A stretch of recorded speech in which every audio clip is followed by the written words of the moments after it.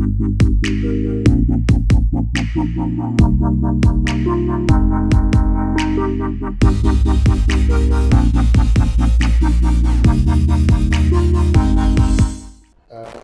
ekene m unu. Aha m bụ Eze-Ana Udeji Ndubeze so n'owu ndị Igbo na South Africa. Dịka anyị si ekwu na mbụ gbasara nwanne anyị nwoke onye nke a kidnapụrụ na Kenya bụ Maazị Nnamdi Kanu eburu n'ọdụ ụgbọelu dị na Nairobi wee buru ya ejebe na rural area ebe ahụ tọchọbụ ya chọọ igbu elu ọnọdụzie n'anya bugara kpọọ ndị Nigerian gọọmenti ha bịa bulata ya. Anyị anụgo ọnụ mmiri okwu ọkaikpe bụ Ejiofor, Barrister Ejiofor na-anọchite anya Nnamdi Kanu. Anyị afụgogolo ka ndị Kenya si wee gọọ agụgọ eziokwu mechaa pụta ife na aka ha dị na ya bụ gọọmenti ndị Kenya.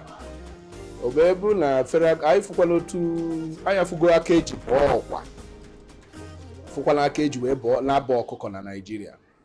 So obebu na ndị Igbo nke a ga-akụziri anyị nnukwu ihe ọ ga-eji wee kụziri anyị nnukwu ife bụla ihe niile na-eme n'ugwu Awụsa mana gburugburu Naịjirịa niile ndị mieti ala ihe gbuchaa mmadụ ihe gbuo nwa onye ahụ kwaso nwunye ha iko n'ike a na-akwaso ndị nwunye iko n'ike a na-akwaso ndị ada nwaanyị iko n'ike a na-ebefe isi na-ebefe ara na-agụpụtasị anya fa na ndụ agụpụtasịa ya gọọmenti enwerekwa ife ha na-eme.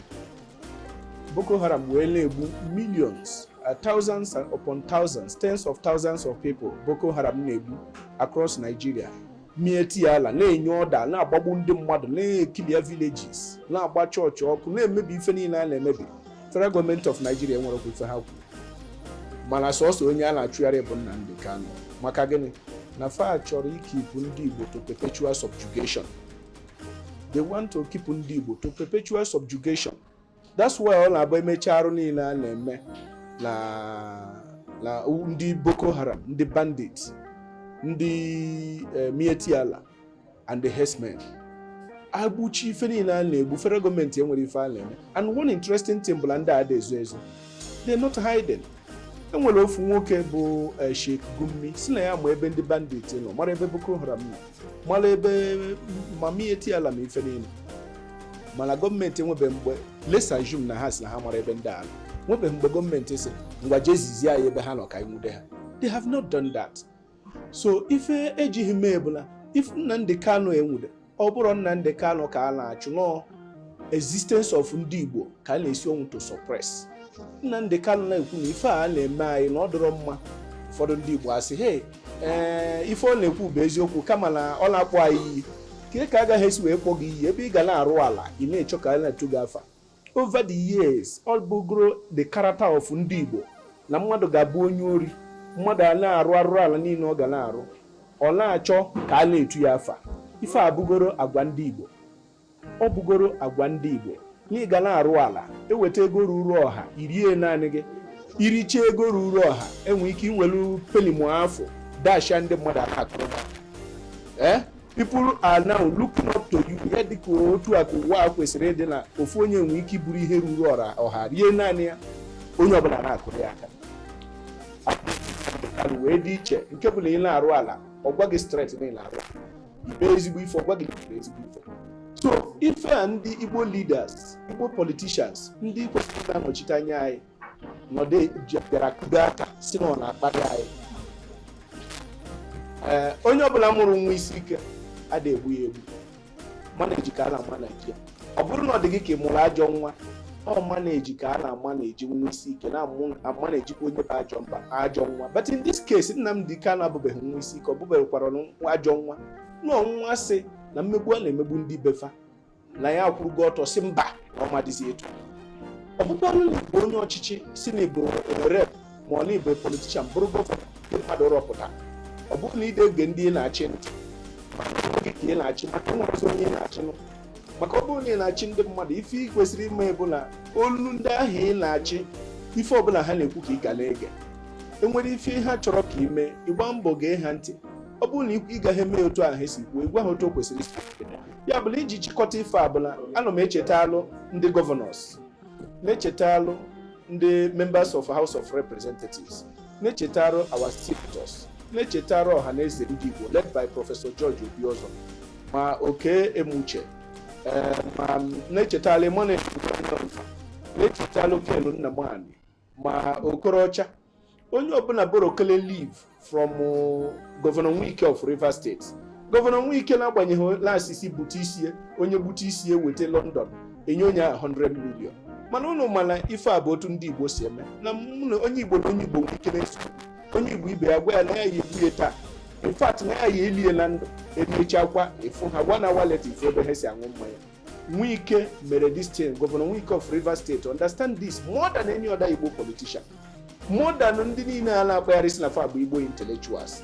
Ị na-abụzi Igbo intellectual but ịmarazi the values and the behaviors of ndị Igbo in certain situations. So n'ife nna ndị na-ekwu and then the IPOB members anger ha dị justified and na ndị niile mkpọrọ aha ma chief Professor Uzodimma Nwala ha ma all Igbo stakeholders Ọji Ụzọ Kalụ akpọgo m Okorocha kpọọ ndị niile a ma ndị nọ na Senate ma ndị na-anọrọ olu jikọọ aka ọlụ fụna enwerekwa ife mere Nnamdi Kanu maka na Nnamdi Kanu abụrụ isi onwe ka ọ na-azọ nọ isi anyị niile bụ ndị Igbo ka ọ na-azọ.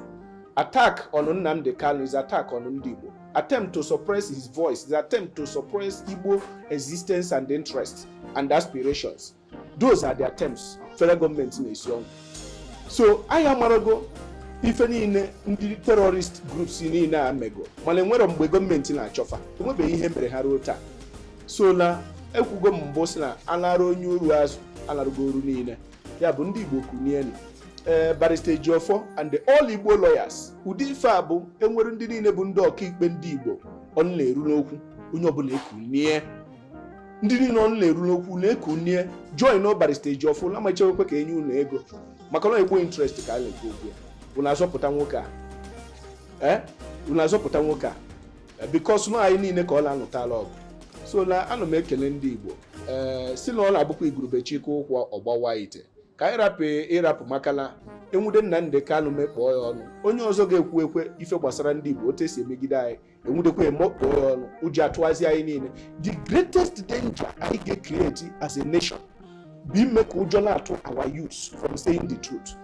Ikekata suppress ya Igbo youths ka ha dị afraid of the enemy. That is the greatest danger you have created in our nation.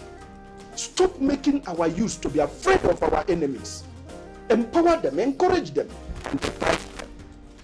Anya seriously busisiba ife niile a na-egbu ụfọdụ asị na ha bụ ndị unknown government enwere nni it has never been established no unknown government bụ ndị IPOB. No, ndị ESN ifefa nọ bụ n'ime ọfịa na-achụsisi ndị Fulani na-egbusi na-akwaso ndị ụmụ nwaanyị anyị ma ndị nwunye anyị ụmụada anyị iko n'ike akwasosi ehi iko n'ike ebere arafa mgbe ụfọdụ agụpụsị aha anya mgbe ụfọdụ ewere ma ọ bụ kasị afa ha chọrọ ka anyị na ha biri ha kpebiri otu ndị Igbo si bi na mkparịta ma ijebe maka na ịma bịa be mmadụ jee na ya jebiri lebisi atak ọ bịa n'ọrụ ugbo ime atak chịrị na ma mebisi ife niile ọ kọrọ n'ugbo ESN wee baa ime ọhịa.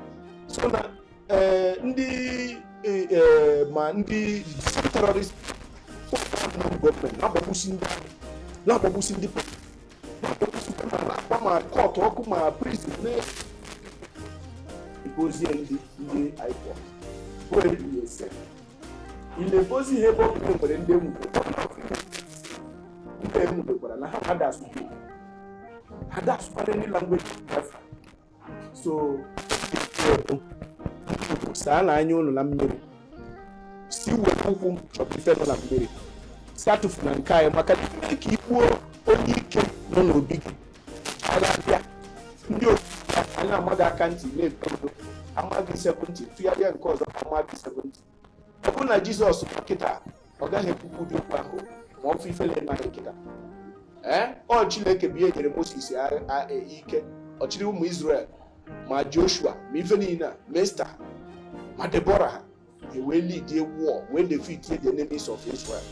So unu na-amasịkwa unu nweta soja na chọọ ka unu kwue maka na ndị Igbo bụ onye na-ewelu onye Chineke zitere ha gbuo ya n'ụtụtụ rukpela mgbede na-achọkwa Savior kperekwa ekpere gburu ikpere n'ala si Chineke Savior chukwu ekpere akpata Savior ya egbuo akpakwa ha egbudu ikpere n'ala si Chineke Savior again.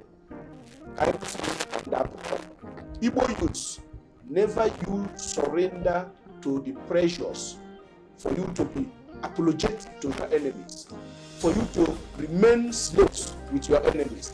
Never you accept that. Kosinade, I get this ikenolo, makalaya mato remaining slaves in state of Nigeria. Never and never, and it will never work. They won't.